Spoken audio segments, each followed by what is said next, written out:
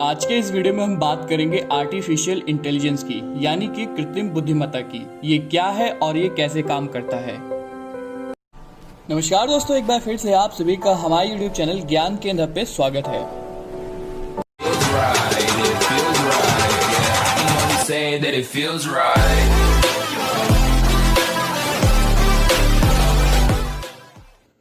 क्या आप जानते हैं कि कृत्रिम बुद्धिमत्ता या आर्टिफिशियल इंटेलिजेंस क्या है? जब से कंप्यूटर्स का आविष्कार हुआ है तब से इंसानों ने इसका इस्तेमाल काफ़ी बढ़ा दिया है। वो इन्हें अपने सारे काम करने में लगा देते हैं, जिससे हमें उन पर ज़्यादा डिपेंड होना पड़ता है। इससे उनकी डिपेंडेंसी का एक्सपोनेंशियल ग्रोथ हुआ। मनुष्यों ने इन मशीनों की कैपेबिलिटी को काफ़ी हद तक बढ़ा दिया है, जैसे कि उनकी स्पीड, उनका साइज और उनकी कार्य करने की क्षमता, जिससे कि ये हमारे काम बहुत ही कम समय में कर सकें, जिससे कि हमारे समय की बचत होगी। आपने भी शायद ये लक्ष्य किया होगा कि आजकल जिसे देखो आर्टिफिशियल इंटेलिजेंस की बस तारीफ किए जा रहा है। यदि आपको इसके बारे में ज़्यादा जानकारी नहीं है तब आपको चिंतित होने की कोई ज़रूरत नहीं है, क्योंकि आज हम आप लोगों को इस वीडियो के माध्यम से बताएंगे कि आर्टिफिशियल इंटेलिजेंस क्या है और ये इतना ज़रूरी क्यों है। एक नया डोमेन अब सामने आया है जिसे लोग आर्टिफिशियल इंटेलिजेंस के नाम से जानते हैं, जो कि मूल रूप से कंप्यूटर साइंस का ही ब्रांच है और जिसका मुख्य काम ये है ऐसी इंटेलिजेंट मशीन बनाए जो मनुष्य की जैसे ही बुद्धिमान हो और जिसकी अपनी ही डिसीजन लेने की क्षमता हो। इससे ये हमारे काम और भी आसान कर देंगे। तो फिर बिना देरी किए चलिए शुरू करते हैं और जानते हैं कि आखिर ये आर्टिफिशियल इंटेलिजेंस क्या है और ये हम मनुष्यों के लिए इतना ज़रूरी क्यों है।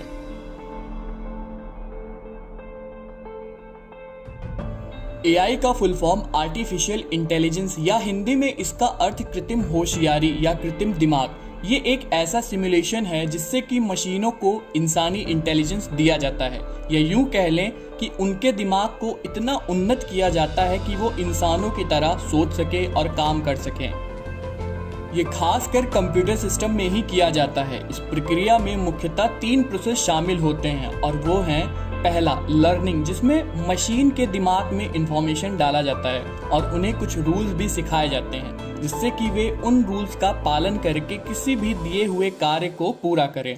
दूसरा, रीजनिंग, इसके अंतर्गत मशीनों को इंस्ट्रक्ट किया जाता है कि वे उन बनाए गए रूल्स का पालन कर सकें और रिजल्ट्स की तरफ अग्रसर हों, जिससे कि उन्हें अप्रॉक्सीमेट या डेफिनेट कंक्लूजन हासिल हो। और तीसरा है सेल्फ करेक्शन।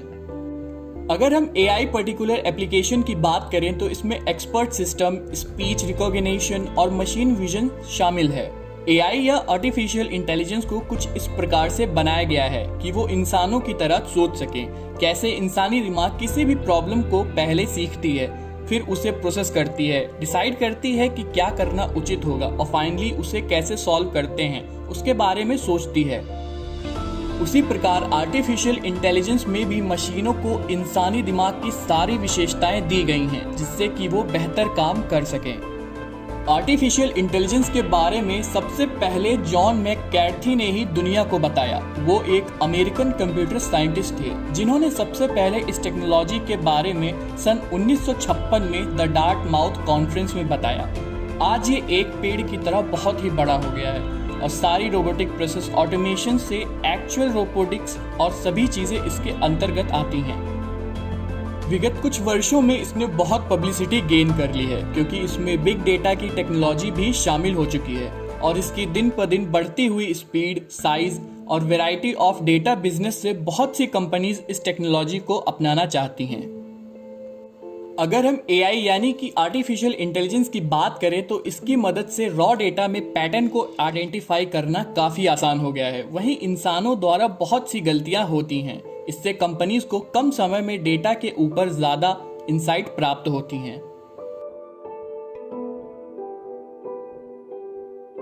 जब इंसान कंप्यूटर सिस्टम की असली ताकत की खोज कर रहा था तब मनुष्य की अधिक जानने की इच्छा ने उसे ये सोचने में बाध्य किया कि क्या मशीन भी हमारी तरह सोच सकते हैं। और इसी तरह आर्टिफिशियल इंटेलिजेंस डेवलपमेंट की शुरुआत हुई, जिसका एक ही उद्देश्य था कि ऐसी इंटेलिजेंट मशीन की संरचना की जाए जो इंसानों की तरह ही बुद्धिमान हो और हमारी तरह सोच सके। इसके साथ साथ अब कॉमन बीमारियों के लिए हेल्थ असिस्टेंट भी आ चुके हैं, जिसकी मदद से अब आम लोग अपनी बीमारियों का इलाज भी करवा सकते हैं। इन सभी मशीनों का इस्तेमाल हेल्थ केयर इंडस्ट्री में एक बहुत ही बड़े पैमाने पर होता है।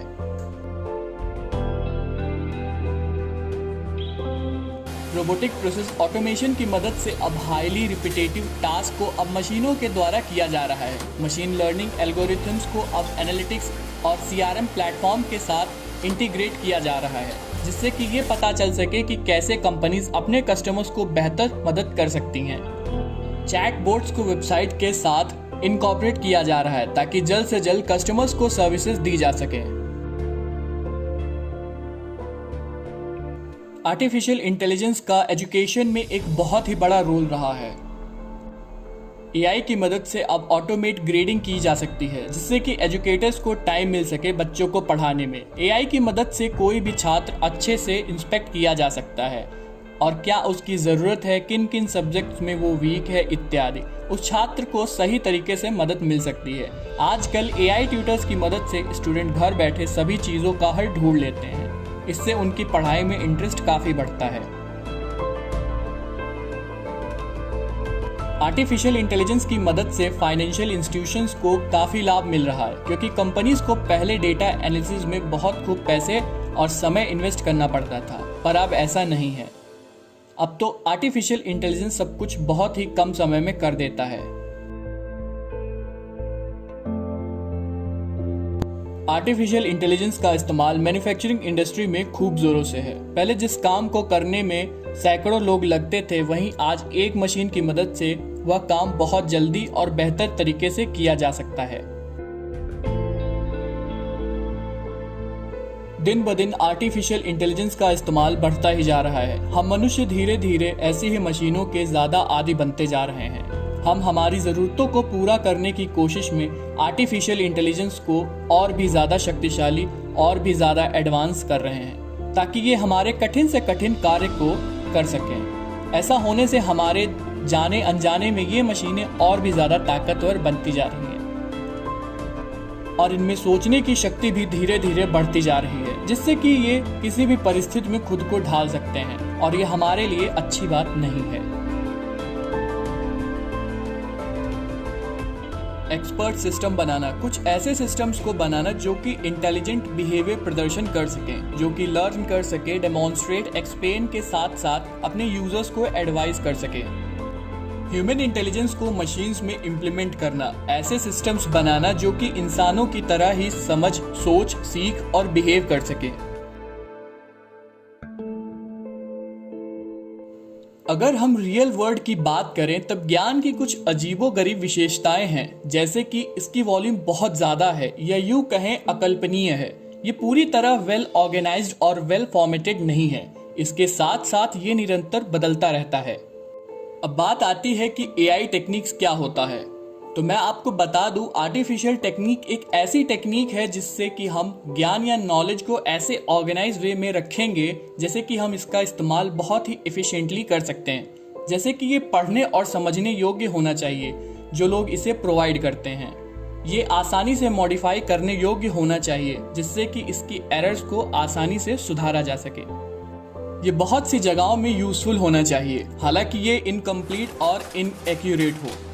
AI टेक्निक्स को अगर कोई कॉम्प्लेक्स प्रोग्राम के साथ इक्विप किया जाए तो इसकी स्पीड ऑफ एग्जीक्यूशन को बहुत हद तक बढ़ाया जा सकता है। आर्टिफिशियल इंटेलिजेंस को बहुत से प्रकारों में डिवाइड किया जा सकता है, लेकिन उनमें से जो सबसे मुख्य हैं वो हैं वीक आर्टिफिशियल इंटेलिजेंस और स्ट्रॉन्ग आर्टिफिशियल इंटेलिजेंस।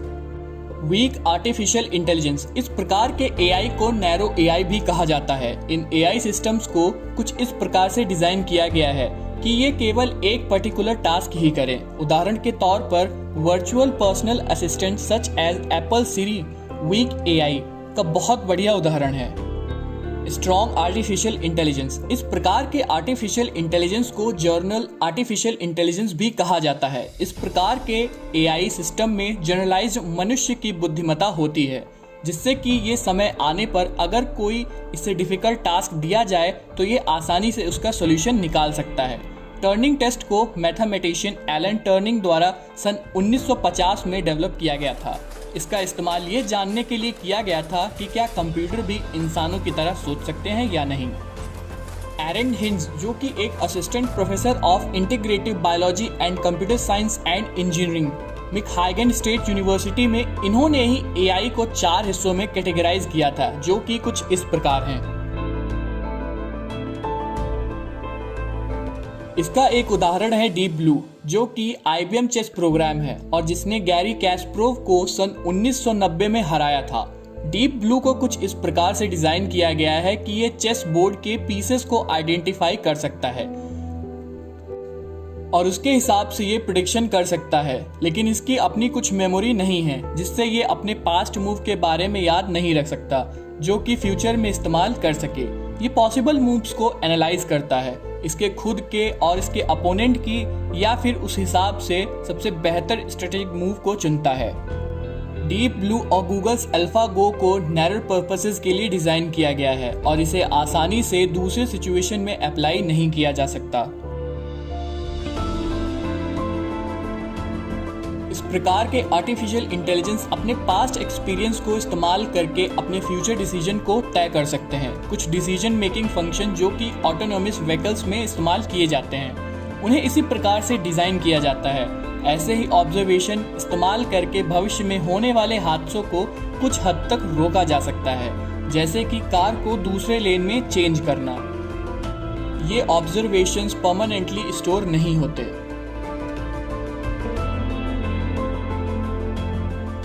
ये एक साइकोलॉजी टर्म है, ये एक हाइपोथेटिकल कॉन्सेप्ट है। इसमें यह दर्शाता है कि दूसरों का अपना बिलीफ, डिजायर एंड इंटेंशन होता है, जो कि उनके डिसीजन में इम्पैक्ट डालते हैं।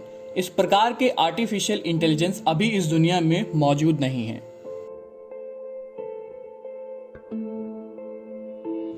इस कैटेगरी के अंतर्गत एआई सिस्टम्स की खुद की सेल्फ अवेयरनेस होती है, अपनी एक कॉन्शियसनेस होती है। मशीन जिनकी सेल्फ अवेयरनेस होती है, वे अपने करंट स्टेट को समझते हैं और उसी इंफॉर्मेशन को इस्तेमाल करके ये समझते हैं कि दूसरा क्या फील कर रहा है। इस प्रकार के आर्टिफिशियल इंटेलिजेंस अभी इस दुनिया में मौजूद नहीं है। ऑटोमेशन एक ऐसी प्रक्रिया है जिससे सिस्टम और प्रोसेस फंक्शन को ऑटोमेटिक कर दिया जाता है। उदाहरण के तौर पर रोबोटिक प्रोसेस ऑटोमेशन को प्रोग्राम किया जाता है ताकि वो हाई वॉल्यूम रिपीटेबल टास्क को आसानी से कर सकें। आरपीए और आईटी ऑटोमेशन में ये अंतर है कि आरपीए में वो सर्कमस्टेंसेस के हिसाब से अडेप्ट होता है, वहीं आईटी ऑटोमेशन में ऐसा नहीं होता है। मशीन लर्निंग एक ऐसा विज्ञान है जिसमें कंप्यूटर बिना प्रोग्रामिंग के काम करता है। डीप लर्निंग मशीन लर्निंग का एक ऐसा भाग है जिसमें प्रेडिक्टिव एनालिटिक्स को ऑटोमेशन किया जाता है। मशीन लर्निंग के मुख्यतः 3 एल्गोरिथम्स हैं। सुपरवाइज्ड लर्निंग, जहां डेटा सेट्स को पैटर्न कहा जाता है, जिससे एक नए डेटा सेट को लेबल करने में काम आता है। दूसरा है अनसुपरवाइज्ड लर्निंग, जहां की डेटा सेट्स को लेबल नहीं किया जाता है, बल्कि उन्हें सॉर्ट किया जाता है उनके समानता और असमानता के आधार पर। तीसरा है रीइंफोर्समेंट लर्निंग, जहां डेटा सेट्स को लेबल नहीं किया जाता, पर कुछ एक्शन और ज्यादा एक्शन करने के बाद आर्टिफिशियल इंटेलिजेंस सिस्टम को फीडबैक दिया जाता है। मशीन विजन एक ऐसा विज्ञान है जिसकी मदद से हम कंप्यूटर को देखने के काबिल बना सकते हैं। मशीन विजन में कंप्यूटर विजुअल इंफॉर्मेशंस को कैमरे की मदद से कैप्चर किया जाता है और एनालाइज किया जाता है। इसके साथ साथ एनालॉग टू डिजिटल कन्वर्जन और डिजिटल सिग्नल भी करता है। इसके इंसानी आंखों के साथ भी तुलना की जा सकती है, लेकिन मशीन विजन की कोई लिमिटेशंस नहीं होती। ये दीवारों के आर पार भी देख सकती हैं, इसीलिए इनका काफी इस्तेमाल मेडिकल में भी होता है। नेचुरल लैंग्वेज प्रोसेसिंग यानी कि NPL एक ऐसा प्रोसेस है जिसमें कंप्यूटर प्रोग्राम की मदद से किसी भी इंसानी भाषा को मशीन के द्वारा समझा जा सकता है। उदाहरण के तौर पे आप स्पैम डिटेक्शन को ले सकते हैं, जिसमें कंप्यूटर प्रोग्राम ये डिसाइड कर लेता है कि कौन सी टेक्स्ट ईमेल ओरिजिनल है और कौन सी स्पैम ईमेल है। NPL के कामों में मुख्यतः text translation, sentiment analysis and speech recognition आता है। पैटर्न रिकॉग्निशन एक ऐसा ब्रांच है मशीन लर्निंग का जो कि डेटा में पैटर्न को आइडेंटिफाई करता है और जिसका इस्तेमाल बाद में डेटा एनालिसिस में होता है। रोबोटिक्स एक ऐसा फील्ड है जिसमें रोबोट्स की डिजाइन और मैन्युफैक्चरिंग में ज्यादा फोकस किया जाता है। ऐसे काम जो हम इंसानों के लिए बहुत ही मुश्किल होते हैं, वहाँ हम रोबोट्स का इस्तेमाल करते हैं, क्योंकि वे कठिन से कठिन कामों को बड़ी आसानी से कर लेते हैं और वो भी बिना किसी गलती के। उदाहरण के तौर पे हम उनका इस्तेमाल कार प्रोडक्शन के असेंबली लाइन में करते हैं। आर्टिफिशियल इंटेलिजेंस का सबसे बड़ा इस्तेमाल हेल्थ केयर इंडस्ट्री में होता है। यहाँ सबसे बड़ा चैलेंज ये है कि कैसे हम पेशेंट का बेहतर इलाज कर सकते हैं और वो भी कम से कम लागत में। इसीलिए अब कंपनीज आर्टिफिशियल इंटेलिजेंस का इस्तेमाल हॉस्पिटल में कर रही हैं, जिससे कि बेहतर और जल्दी मरीजों का इलाज सुचारू रूप से हो सके। ऐसे ही बहुत ही फेमस हेल्थ केयर टेक्नोलॉजी है जिसका नाम IBM वैटसन है। अगर आपके पास भी कुछ ऐसे इंटरेस्टिंग टॉपिक्स हैं जिनके बारे में आप जानना चाहते हैं तो वीडियो कमेंट बॉक्स में हमें बताएं और हम कोशिश करेंगे उस पर वीडियो बनाने की।